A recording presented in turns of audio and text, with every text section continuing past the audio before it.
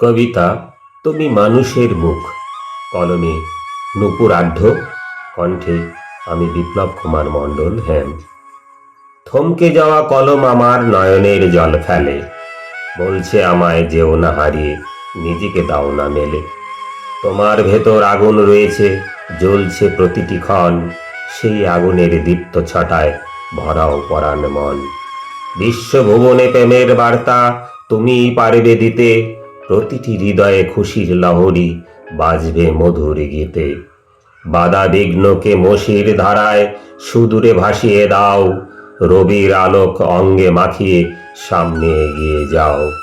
প্রতিটি হৃদয়ে প্রেরণা জাগাও, ঝর্ণা ধারার মতো ধুয়ে মুছে দাও মনের কালিমা এখনো আছে যত। জাত পাত নয় নয় ভেদাভেদ, জীবনের কথা লেখো, মানব সেবাই সর্বশ্রেষ্ঠ একথা স্মরণে রেখো। অসি নয় মসি হৃদয়ে জাগায়, কাছাকাছি নিয়ে আসে, শুষ্ক বাগানে প্রাণের ছোঁয়ায় জীবন আলয়ে ভাসে।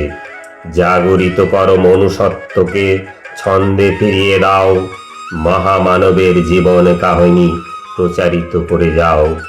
ওহে প্রিয় কবি মানব দরদি, তুমি মানুষের মুখ, তোমার লেখনী না যায় থমকে, দিও না কাহারে দুঃখ।